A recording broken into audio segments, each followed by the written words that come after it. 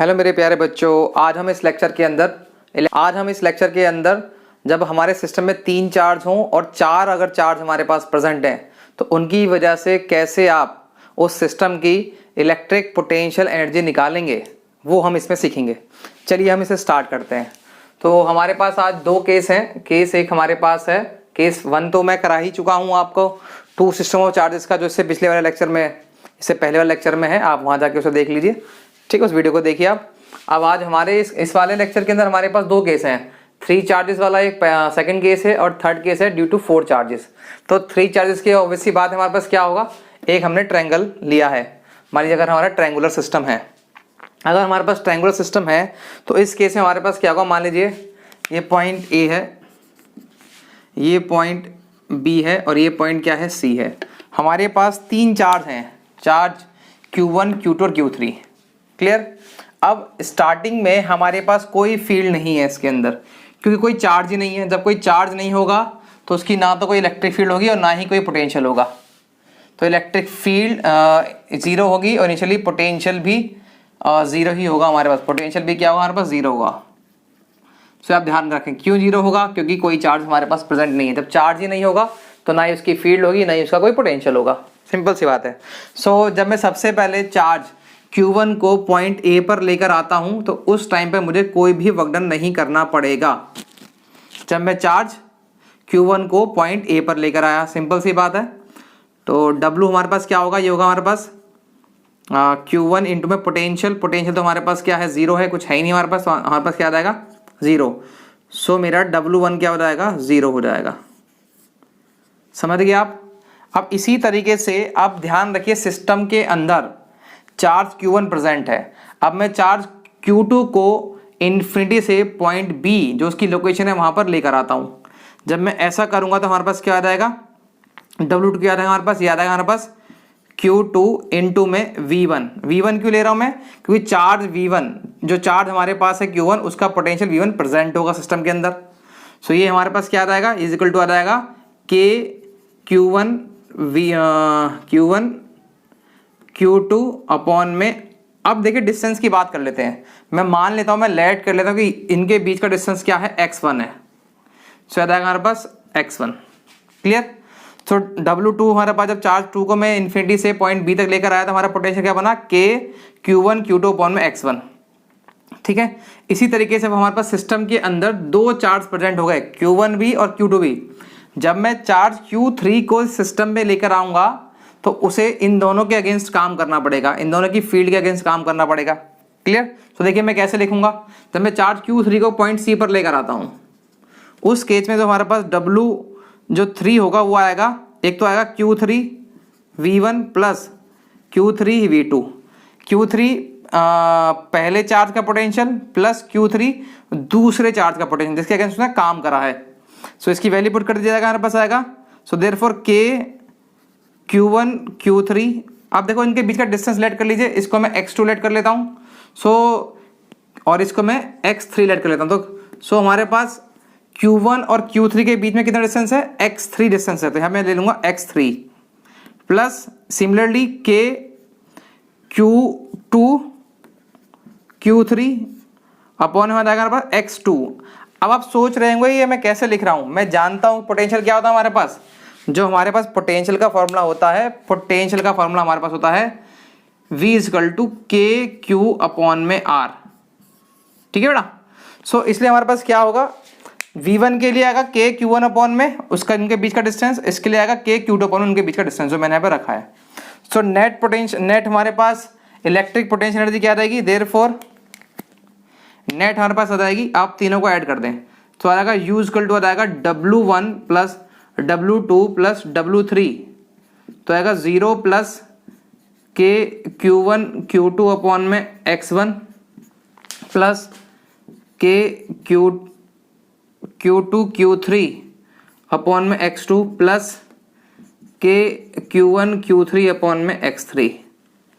इस तरीके से हमारे पास इस सिस्टम की नेट इलेक्ट्रिक पोटेंशियल एनर्जी आ जाएगी।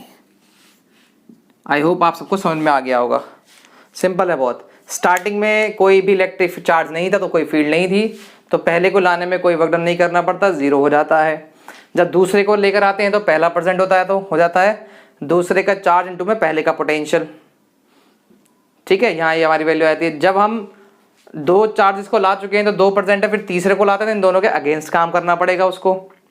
तो हो जाता है हमारे पास U equal to W1 plus W2 plus W3। ठीक है, ये हमारे पास जब आप चार्ज Q3 को लेकर आए थे पॉइंट C पर, तो इस Q3 को इसके और इसके अगेंस्ट काम करना पड़ा था, मतलब इसके और इसके पोटेंशियल के अगेंस्ट। तो चार्ज ये रहता है, पोटेंशियल इसका आ जाएगा, चार्ज ये रहेगा, पोटेंशियल इसका आ जाएगा। तो मैंने यहाँ लिखा है Q3 Q1 plus Q3 V1 plus Q3 V2 और उसकी वैल्यू पुट कर दी है और तीनों को ऐड कर दिया, हमारा उस सिस्टम का पूरा आ गया है। अब देखिए हम स्क्वायर सिस्टम की बात करेंगे, ये थोड़ा सा कॉम्प्लिकेटेड हो जाएगा हमारे पास। सिंपल सा है, वही हमारे पास केस है। जब आप चार्ज 1 को लेकर आएंगे, ये हमारा पॉइंट A, ये B, ये C और ये D। जब आप चार्ज 1 को लेकर आएंगे हमारे पास Q1, तो स्टार्टिंग में कुछ भी प्रेजेंट नहीं है, कोई भी चार्ज प्रेजेंट नहीं है, तो इसे किसी के अगेंस्ट वर्क डन नहीं करना पड़ेगा। सो W1 हमारे पास क्या होने वाला है, ये हो जाएगा 0। Clearly clear. अब देखिए इसी तरीके से आप जब चार्ज Q2 को इन्फिनिटी से पॉइंट B तक लेकर आएंगे, तो इसका पोटेंशियल प्रेजेंट है इस चार्ज का। सो आ जाएगा W2 इक्वल टू आ जाएगा Q2 V1, ये रहेगा K Q1 Q2 अपॉन में, इसको मान लीजिए आप X1 X2 X3, वैसे स्क्वायर है हमारे पास ये, आप इसे स्क्वायर समझ लिया, तो स्क्वायर होगा या रेक्टेंगल होगा। तो इसकी साइड आप ले लीजिए ए, तो ये हो गया स्क्वायर। अगर रेक्टेंगल होगा तो ये सेम हो जाएंगी, अलग हो जाएंगी। ठीक है, सो ये हमारे पास ए आ गया। सिमिलरली जब हमारे पास थर्ड चार्ज आएगा, थर्ड चार्ज हमारे पास आएगा Q3। जब Q3 चार्ज हमारे पास आएगा तो इसका इससे और इसका इससे, तो ये आएगा हमारे पास आएगा Q3 V1 plus Q3 V2। अब देखिए जो हमारे पास V1 है, V1 के लिए डिस्टेंस जो हम यूज़ करेंगे, वो डिस्टेंस हम यूज़ करेंगे डायगोनल वाला। ये डिस्टेंस आ जाएगा √2a। पाइथागोरस थ्योरम लगा के आप इसे निकाल सकते हैं, √2a आ जाएगा हमारे पास। ये सिंपल सा है बहुत ज़्यादा। ठीक है, तो आप इसकी वैल्यू पुट करिए हमारे पास। जब आप V1 को रखेंगे तो आएगा हमारे पास K Q3 Q1 अपॉन में V1 है, तो V1 का डिस्टेंस हमारे पास क्या आएगा, √2a plus Q3 V2। V2 के लिए आपका आएगा K Q2 अपॉन में डिस्टेंस a रहेगा हमारे पास। क्लियर। सो आपके पास 3 चार्ज सिस्टम में आ चुके हैं, Q1 Q2 Q3।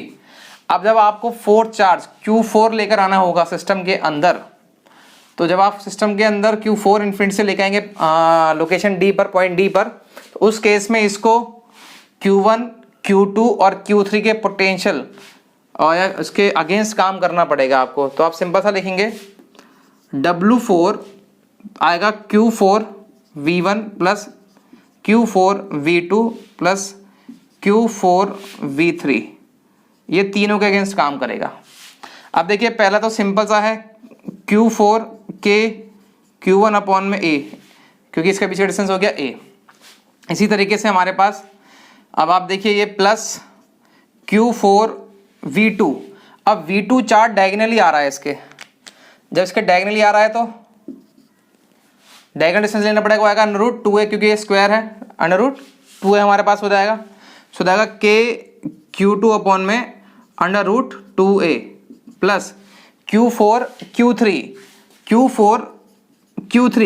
हमारे पास क्या है, Q3 तो हमारे पास Q3 है, तो ये K Q3 और इसका डिस्टेंस कितना हो जाएगा, इसके बीच का A हो जाएगा। तो इस तरीके से आप W4 के लिए रखेंगे, 3 आएंगे इसके, इसे तीनों के चार्ज के अगेंस्ट काम करना पड़ेगा। सबको आप ऐड कर दीजिए आप, तो देखो टोटल एनर्जी क्या रहेगी, टोटल एनर्जी हमारे पास हो जाएगी U इज इक्वल टू, ये 0 हो गया, ये हमारे पास आ गया K Q1 Q2 अपॉन में A प्लस, फिर आप W2 को ऐड करेंगे, W2 W2 हमने ऐड कर दिया, W1 0 था, W2 को हमने ऐड कर दिया, W3 के 2 केसेस हैं, तो हम पहले वाले को लिखता हूँ Q2 अपॉन में A प्लस के Q1 अपॉन में √2A। ठीक है, अब जब आप थर्ड वाला लिखेंगे, थर्ड तीनों केस लिखने पड़ेंगे, वहाँ पर आएगा के Q1 Q4 अपॉन में A प्लस के Q4 अपॉन में √2A प्लस हमारे पास आ रहा है के Q3 अपॉन में A। सो इस तरीके से ये आपकी 4 चार्जेस के लिए आ गई हमारे पास, जिसका सिस्टम बनेगा जो कि स्क्वायर या रेक्टेंगल बन सकता है, तो उसकी आप एनर्जी इस तरीके से निकालेंगे। मैं दोबारा ब्रीफ करता हूँ, अगर आपके पास सिस्टम में 3 चार्जेस हैं और एक वो ट्रायंगुलर फॉर्मेशन में दिए गए हैं, तो उसकी एनर्जी इस तरीके से निकाली जाएगी। जब चार्ज 1 आएगा तो इनिशियली कोई चार्ज प्रेजेंट नहीं है, तो उसकी इलेक्ट्रिक फील्ड 0 है, पोटेंशियल 0 है, तो वर्क डन 0 हो जाएगी। जब W2 आएगा तो उसे इसके अगेंस्ट काम करना पड़ेगा, तो उसका इस तरीके से हम निकाल लेंगे। जब हमारे पास W3 आएगा तो 2 चार्ज हो जाएंगे, तो उस चार्ज को दोनों के अगेंस्ट काम करना पड़ेगा, उसको हम इस तरीके से निकाल लेंगे और सबको एंड में जोड़ देंगे, ऐड कर देंगे सबको। इसी तरीके से हम 4 चार्जेस के सिस्टम के लिए करते हैं, जो कि इन्फिनिटी से हम point A B C D जो कि उनकी लोकेशन है उस पर लेकर आते हैं। सो आई होप आपको समझ में आ गया होगा कि किस तरीके से ट्रायंगल का, रेक्टेंगल या स्क्वायर का हम कर सकते हैं। इससे ज़्यादा अगर आएगा तो आपको समझ में आ ही गया है। अगर मान लीजिए n नंबर ऑफ चार्जेस आपको दिए गए हैं, उसके लिए आपको निकालना है, तो इसी तरीके से आपको उसके लिए निकालना होगा। ठीक है, थैंक यू।